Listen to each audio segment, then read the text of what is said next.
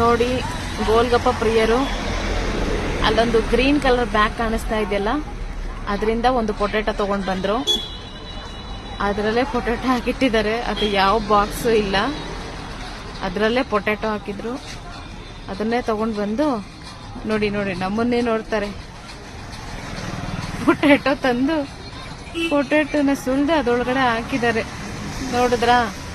ಇದನ್ನೇ ನೀವು ತಿನ್ನಿ. ಏನ್ ಗೋಲ್ಗಪ್ಪ ಪ್ರಿಯರಪ್ಪ ನೀವು.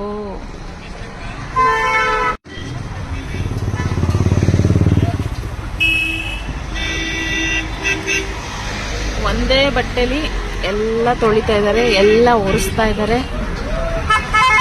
ಅದೇ ಬಟ್ಟೆಲಿ ನೋಡಿ ಎಲ್ಲ ಒರೆಸ್ತಾರೆ. ಅದೇ ಬಟ್ಟೆಲಿ ಕೈಯೂ ಒರೆಸ್ಕೊಳ್ತಾರೆ, ನೆಲನೂ ಒರೆಸ್ತಾರೆ ಬೇಕಾದ್ರೆ.